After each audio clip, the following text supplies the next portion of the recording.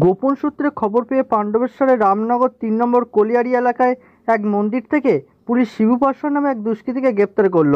ধৃতের কাছ থেকে একটি 9mm কার্বাইন, একটি 9mm পিস্তল ও আরও একটি রাইফেল উদ্ধার করে পুলিশ। এই শিবু পাসওয়ান সুনীল পাসওয়ান ওরফে শোলের সাগরেদ। চলতি মাসের 1 তারিখে নাকা চেকিং চলাকালীন পাণ্ডবেশ্বর থেকে গ্রেপ্তার করা হয়েছিল সুনীল পাসওয়ান ওরফে শোলকে।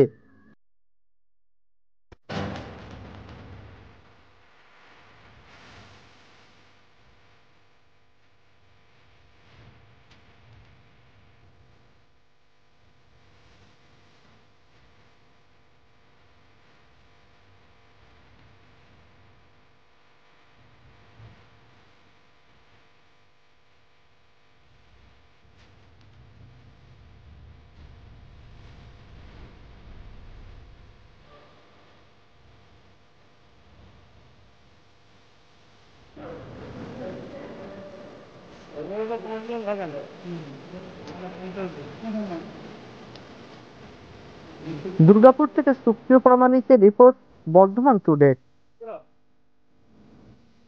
আমাদের বর্ধমান টুডের ইউটিউব চ্যানেলটি সাবস্ক্রাইব করুন আর পাশে থাকা বেল আইকনটি প্রেস করুন। এছাড়াও ফেসবুকে গিয়ে আমাদের পেজটি লাইক ও ফলো করুন আর পেয়ে যান সমস্ত আপডেট।